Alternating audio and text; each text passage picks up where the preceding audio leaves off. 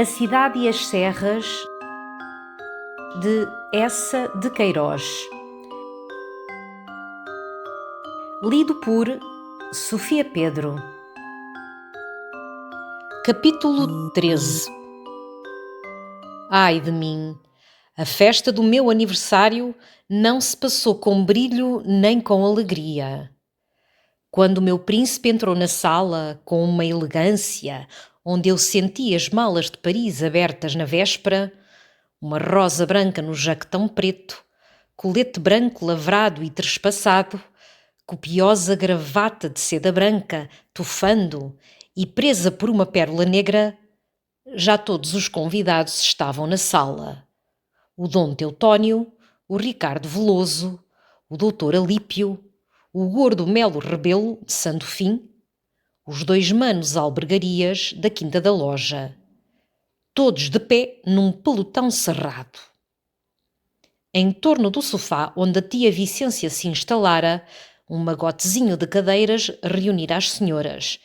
A Beatriz Veloso, de caça branca sobre seda, que a tornava mais aérea e magra com a sua trunfa imensa de cabelo riçado, as duas Rojões, com a tia Adelaide Rojão, vermelhinhas como camoesas, ambas de branco, e a mulher do doutor Alípio, de preto, esplêndida como uma Vênus rústica. E foi na sala, como se realmente entrasse um príncipe desses países do norte, onde os príncipes são magníficos, muito distantes dos homens e aterram as gentes. Um silêncio, como se o teto de carvalho descesse, nos esmagava. E todos os olhos se enristaram contra o meu desgraçado Jacinto, como numa caçada hindu, quando à orla da floresta surge o tigre real. Debalde, nas confusas, apressadas apresentações com que eu o levava através da sala, os seus apertos de mão, os sorrisos, o vago murmúrio da sua honra, do seu prazer, foram repassados de simpatia, de simplicidade. Todos os cavalheiros permaneciam reservados, observando o príncipe que subira a serra. E as senhoras mais se aconchegavam à sombra da tia Vicência, como ovelhas à volta do pastor, quando na altura assoma o lobo. Eu, já inquieto, lancei o Dom Teotónio, o mais ornamental daqueles cavalheiros. O senhor Dom Teotónio foi muito amável em vir, Jacinto. Raras vezes sai da sua linda casa da Abrujeira. O digno Dom Teotónio sorriu, cofiando os espessos bigodes brancos de velho brigadeiro. Vossa Excelência chegou diretamente de Viena? Não. Jacinto viera diretamente de Paris com o amigo Zé Fernandes. Dom Teotónio insistiu. Mas certamente visita muitas vezes Viena. Jacinto sorria surpreendido. Viena, porquê? Há mais de 15 anos que não vou a Viena. O fidalgo murmurou um lento e ficou calado, de pálpebras baixas, como revolvendo análises profundas com as mãos cruzadas sob as abas da longa sobrecasaca azul. Eu então, vigilante, lancei o doutor Alípio. O nosso doutor, meu caro Jacinto, é o mais poderoso e influente de todo o distrito. O doutor curvou a cabeça bem feita, com um belo cabelo preto, admiravelmente alisado e lustroso. Mas a tia Vicência, que se erguera do sofá, chamava o meu príncipe, porque o Manuel anunciara ao jantar, mudamente, mostrando apenas à porta da sala a sua corpulenta pessoa, inteiriçado e vermelho. À mesa, onde os pudins, as travessas de doce de ovos, os antigos vinhos da Madeira e do Porto, nas suas pesadas garrafas de cristal lapidado, fundiam com felicidade os seus tons ricos e quentes, Jacinto ficou entre a tia Vicência e uma das Rojões, a Luizinha, sua afilhada, que por costume velho, quando jantava em Guiães, sempre se colocava à sombra da sua boa madrinha. E a sopa, que era de galinha com macarrão, foi comida num tão largo e pesado silêncio que eu, na ânsia de o quebrar, exclamei ao acaso, sem pensar que me achava em Guiães depois de tanto tempo e em minha própria casa: deliciosa esta sopa! Jacinto ecoou: divina! Mas como todos os convidados certamente estranharam este meu brado e a excessiva admiração de Jacinto, o silêncio, carregado de cerimónia, mais se carregou de embaraço. Felizmente, a tia Vicência, com aquele seu bom sorriso, observou que Jacinto parecia gostar da comida portuguesa. E eu, sempre no intuito de animar a conversa, nem deixei que o meu príncipe confirmasse o seu amor da cozinha vernácula e gritei: como gostar? Mas é que delira! Pudera! Tanto tempo em Paris, privado dos pitéus lusitanos. E como ditosamente me lembrava o prato de arroz doce preparado na ocasião do natalício de Jacinto pelo cozinheiro do 202, contei a história profusamente, exagerando, afirmando que esse arroz continha foie gras e que sobre a sua ornamentada pirâmide flutuava a bandeira tricolor por cima do busto do conde de Chambord. Mas o arroz doce de Paris, assim estragado tão longe da serra, não interessara ninguém. Puxou apenas alguns sorrisos de polida condescendência quando eu, alternadamente, me voltava para um cavalheiro, para uma senhora, insistindo, exclamando: extraordinário, hein? Dom Teotónio observou misteriosamente que o cozinheiro sabia para quem cozinhava. E a bela mulher do doutor Alípio ousou murmurar corando: havia de ser bonito o prato e talvez não fosse mau. Eu, sempre na ânsia de espiritualizar o banquete, de produzir conversação, ataquei com desabrida alegria a senhora Dona Luísa por ela assim defender a profanação do nosso grande acepip nacional. Mas, pobre de mim, tão excessiva e ruidosamente interpelei a formosa senhora que ela se enconchou e emudeceu toda corada e mais formosa assim. E outro silêncio se abatia sobre a mesa como uma névoa, quando a tia Vicência, providencial, se desculpou para com Jacinto de não ter peixe. Mas quê? Ali na serra era impossível, ainda a peso de ouro, ter peixe, a não ser a pescada salgada ou o bacalhau. O excelente rojão, com aquele seu modo tão suave que cada sílaba, para correr mais docemente, parecia lubrificada com óleos santos, lembrou que o senhor Dom Jacinto possuía uma larga faixa do Rio Douro com privilégio para a pesca do sável. Jacinto não sabia nem imaginava que houvesse sáveis. O doutor Alípio não se admirava, porque essas pescas tinham sido vendidas ao cunha brasileiro há 20 anos na mocidade do senhor Dom Jacinto. E hoje, segundo o Dom Teotónio, não valiam 2000 réis. Se já não há sáveis. E a propósito das antigas pescas do Douro, se iam formando em torno da mesa, entre os homens mais vizinhos, lentas cavaqueirinhas rurais que as senhoras aproveitavam para cochichar no desabafo daquele silêncio cerimonioso que viera pesando cada vez mais desde a sopa até aos frangos guisados. Receoso de que essa orla de murmúrios lentos, sem brilho e sem alegria, se estabelecesse de novo, me abalancei para animar a interpelar Jacinto, recordando a famosa aventura do peixe da Dalmácia encalhado no ascensor. Isso foi uma das melhores histórias que nos sucederam em Paris. O Jacinto, por causa de um peixe muito raro que lhe mandara o grão-duque Casimiro, dava uma magnífica ceia a que o grão-duque Casimiro, o irmão do imperador. Todos os olhares se desviaram para o meu Jacinto, que se servia de ervilhas. E o Melo Rebelo quase se engasgou num sorvo precipitado ao copo para contemplar no meu amigo algum reflexo do grão-duque. E eu contei com profusão o peixe encalhado, o grão-duque pescando, o anzol feito com um gancho da princesa de Carmã, o duque de Marisac caindo quase no poço do elevador. Mas não se produziu um único riso, e a atenção mesmo era dada com esforço, por cortesia. Debalde eu arremessava aqueles nomes magníficos de príncipes e princesas misturados a coisas picarescas. Nenhum dos meus convidados compreendia o maquinismo do elevador, um prato encalhado num poço negro. Perante o gancho da princesa, as albergarias baixaram os olhos. E a minha deliciosa história morreu numa reticência ainda mais regelada pela exclamação inocente da tia Vicência. Oh filho, que coisas!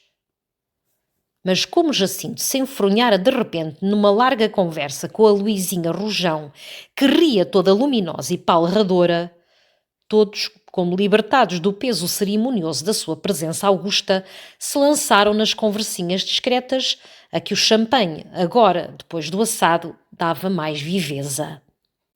Eram os soturnos murmúrios em torno da mesa que definitivamente se perpetuavam. Foi então que desisti de animar o jantar. Mergulhei com a bela mulher do doutor Alípio na grande questão social desse tempo em Guiães, o casamento da Dona Amélia Noronha com o feitor. E eu defendia a Dona Amélia, os direitos do amor, quando se alargou um silêncio. E era Jacinto que se debruçava de copo na mão. Velho amigo Zé Fernandes, à tua! Muitos e bons, e sempre em companhia de tua tia e minha senhora, a quem peço para saudar. Todos os copos onde a espuma morria sobre um fundo de champanhe se ergueram num largo rumor de amizade e boa vizinhança. Eu acenei ao Manuel vivamente para encher os copos e logo, também de pé, atirando para trás a sobrecasaca: meus senhores, peço uma grande saúde para o meu velho amigo Jacinto, que pela primeira vez honra esta casa fraternal. Que digo eu? Que pela primeira vez honra com a sua presença a sua querida pátria, e que por cá fique pelas serras muitos anos, todos bons, à tua, meu velho. Outro rumor correu pela mesa, mas cerimonioso e sereno. A nossa oratória positivamente não incendiara as imaginações. A tia Vicência fez tilintar o seu copo, quase vazio, com o de Jacinto, que tocou no copo da sua vizinha, a Luizinha Rojão, toda resplandecente e mais vermelha que uma peónia. Depois foi o encadeamento de saúdes, com os copos quase vazios, entre todos os convidados, sem esquecer o tio Adrião e o abade, ambos ausentes, ambos com furúnculos. E a tia Vicência espalhava aquele olhar que prepara o erguer, o arrastar de cadeiras, quando o Dom Teutónio, erguendo o seu copo de vinho do Porto, com a outra mão apoiada à mesa, meio erguido, chamou Jacinto e numa voz respeitosa, quase cava: esta é toda particular, e entre nós, brindo o ausente.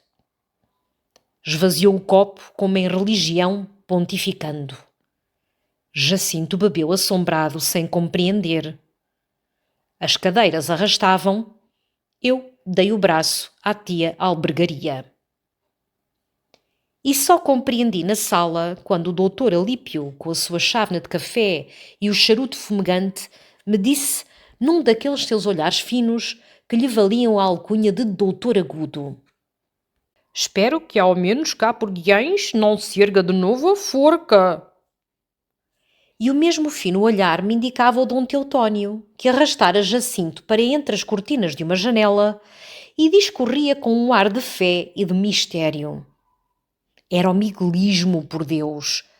O bom Dom Teutónio considerava Jacinto como um hereditário ferrenho miguelista, e na sua inesperada vinda ao seu solar de Tormes, entrevia uma missão política, o começo de uma propaganda enérgica e o primeiro passo para uma tentativa de restauração.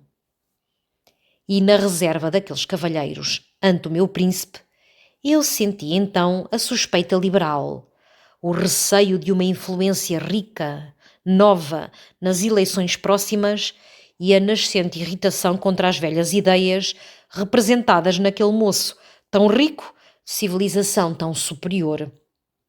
Quase entornei o café na alegre surpresa daquela sandice e retive o melo rebelo que repunha a chávena vazia na bandeja.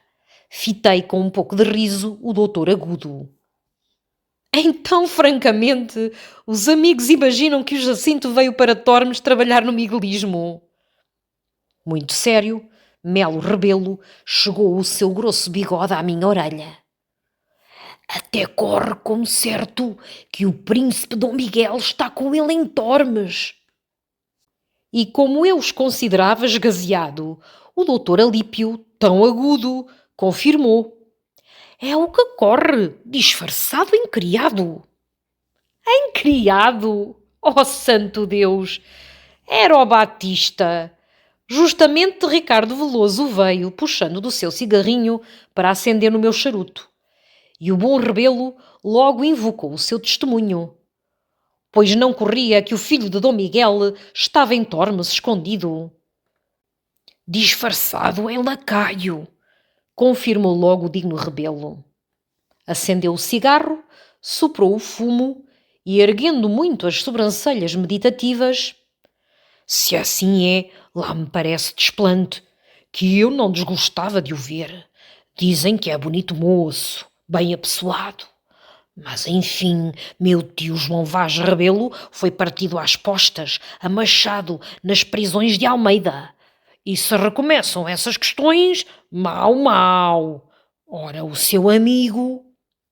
Emudeceu.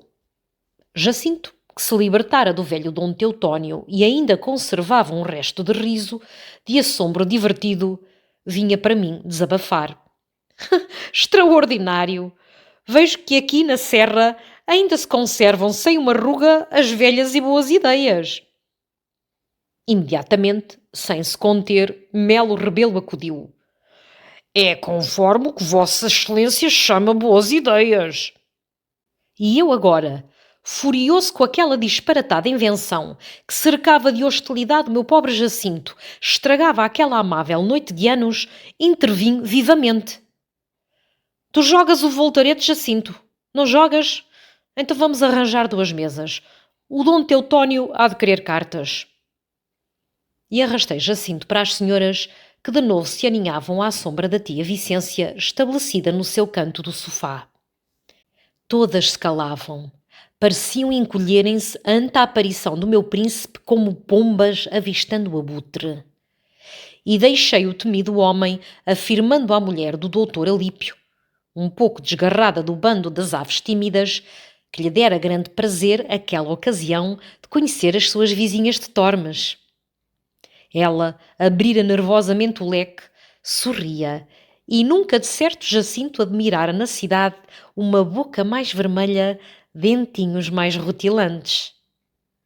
Mas depois de organizar a mesa do voltarete, tive de abancar, eu, para substituir o Manuel Albergaria, que era dispéptico, se declarara afrontado e desejava respirar um momento na varanda.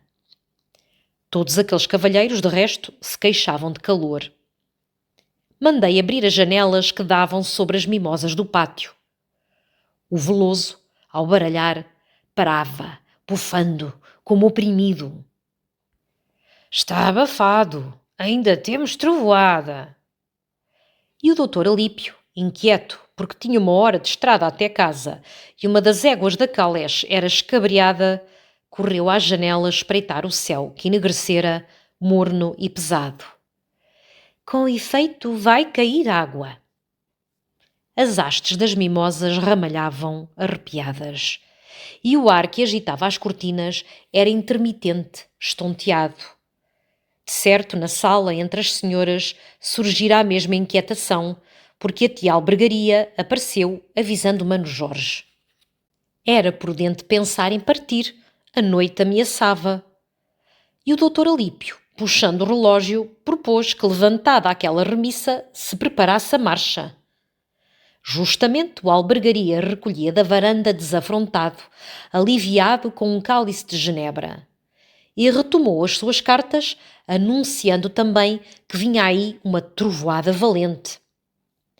Voltando à sala, encontrei Jacinto muito alegre entre as senhoras que se familiarizaram, escutando cheias de riso e gosto a história da sua chegada a Tormes, sem malas, sem criados, tão desprovido que dormira com a camisa da caseira. Mas a minha pobre noite de anos findava desorganizada. A tia Albergaria rondava de janela em janela, assustada com a volta à roqueirinha, espreitando a treva abafada. Calçando lentamente as luvas, a bela mulher do doutor Alípio perguntava se ainda havia a remissa. E a tia Vicência apressara o chá, que o Manuel, seguido pelas Gertrudes com a bandeja de bolos, já começava a servir às senhoras. Jacinto, de pé, oferecendo chávenas, gracejava. Então, tanta pressa, tanto medo por causa de uma trovoadinha? Elas replicavam, familiarizadas, numa crescente simpatia pelo meu príncipe. Ora, o senhor fala bem porque fica debaixo de telhas. Sempre o queríamos ver se fosse agora para Tormes com esta noite cerrada. O voltarete findara nas duas mesas, e aqueles cavalheiros das janelas gritavam ordens para o pátio negro, onde as carruagens esperavam atreladas. Desce a cabeça da vitória, ó Diogo! Acende o lampião, Pedro! Sempre ajuda à luz das lanternas! A criada Quitéria chegava à porta com os braços carregados de chales, de mantilhas de renda. Como uma das albergarias ia no assento de diante, na Vitória, eu corria buscar o meu casaco de borracha para ela se abrigar se a chuva viesse. E só o doutor Teotónio, que tinha até casa apenas meia légua de estrada boa, se não apressava, filado outra vez no meu príncipe, que levava para os campos mais solitários, em conversas profundas que o seu dedo solene, espetado, sublinhava gravemente. Mas a tia Albergaria gritou que já chovia, e então foi uma pressa das senhoras, que beijocavam vivamente a tia Vicência, enquanto os homens, na antecâmara, enfiavam assodadamente os paletós. Jacinto e eu descemos ao pátio para acompanhar aquela debandada. E uma, a traquitana do doutor Alípio, a Vitória das Albergarias, a velha e imensa caleche dos Velosos, rolaram sob a noite entre os nossos desejos de boa jornada. Por fim, Dom Teotónio calçou as luvas pretas e entrou para a sua caleche, dizendo a Jacinto: Pois, primo e amigo, Deus permita que do nosso encontro e do mais que se passar, algum bem resulte a esta terra. Subindo a escada, o meu príncipe desabafou. Este Teotónio é extraordinário. Sabes o que descobri por fim? Que me toma por um miguelista e imagina que eu vim para Tormes preparar a restauração de Dom Miguel. E tu? Eu fiquei tão espantado que nem o desiludi. Pois sabe mais, meu pobre amigo. Todos pensam o mesmo, estão desconfiados e receiam ver de novo erguidas as forcas em Guiães. E corre que tu tens o príncipe Dom Miguel escondido em Tormes, disfarçado em criado. E sabes quem ele é? O Batista. Isso é sublime, murmurou Jacinto com os grandes olhos abertos. Na sala, a tia Vicência esperava-nos desconsolada entre todas as luzes que ardiam ainda no silêncio e paz do serão debandado. Ora, uma coisa assim, nem quererem ficar para tomar um copinho de geleia, um cálice de vinho do Porto. Esteve tudo muito desanimado, tia Vicência, exclamei desafogando o meu tédio. Todo esse mulherio emudeceu, os amigos com um ar desconfiado. Jacinto protestou, muito divertido, muito sincero. Não, pelo contrário, gostei imenso. Excelente gente e tão simples. Todas estas raparigas me pareceram ótimas e tão frescas, tão alegres. Vou ter aqui bons amigos quando verificarem que não sou miguelista. Então contámos à tia Vicência a prodigiosa história de Dom Miguel escondido em Tormes. Ela ria. Que coisa! E mal seria? Mas o senhor Jacinto não é. Eu, minha senhora, sou socialista. Acudi, explicando à tia Vicência que socialista era ser pelos pobres. A doce senhora considerava esse partido o melhor, o verdadeiro. O meu Afonso, que Deus haja, era liberal. Meu pai também, e até amigo do Duque da Terceira. Mas um rude trovão rolou, atroou a noite negra, e uma batega de água cantou nos vidros e nas pedras da varanda. Santa Bárbara! Gritou a tia Vicência. Ai, aquela pobre gente! Até estou com cuidado! As rojões que vão na Vitória!